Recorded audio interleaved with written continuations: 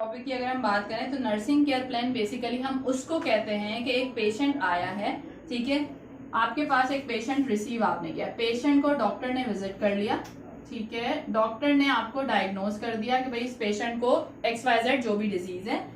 Doctor ने patient का treatment plan दे दिया। अब पेशेंट आ गया है आपके हाथ में,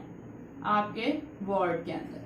ट्रीटमेंट प्लान आपके पास मौजूद है, ट्रीटमेंट आप वही चलाओगे जो आपके डॉक्टर ने आपको कहा है, ठीक है। लेकिन अब बारी आती है आपकी नर्सिंग केयर की,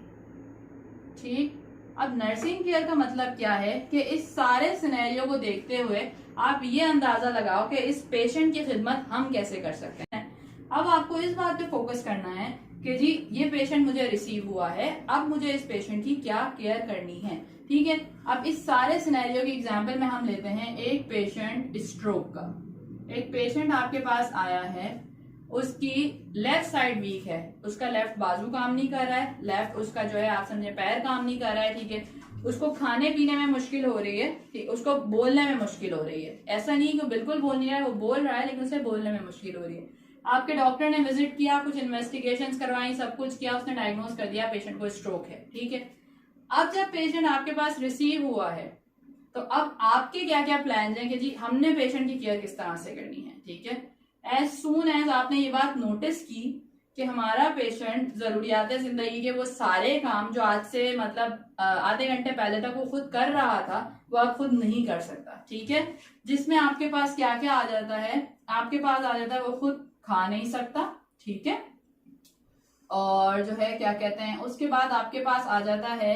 कि जी वो खुद जो है क्या कहते हैं आप वॉक नहीं कर सकता है, आपका पेशेंट खुद जो है आप कह लें कि जो है क्या कहते हैं वॉशरूम यूज नहीं कर सकता है, ठीक है, आपका पेशेंट खुद अपने रूम की सफाई का ख्याल नहीं रख सकता है, और ऐसी बहुत सारी चीजें। इन सारी चीजों को हम कहते हैं, आप समझ लो कि वो अपनी केयर नहीं कर सकता है, ठीक है, वो सेल्फ केयर नहीं कर सकता है, सेल्फ केयर डेफिसिट है उसके पास, आप ये समझें, ठीक, वो सेल्फ केयर नहीं कर सकता है, इसीलिए उसे नर्सिंग केयर की जरूरत पड़ी है, ठीक। अब होता क्या है हमारे पास कि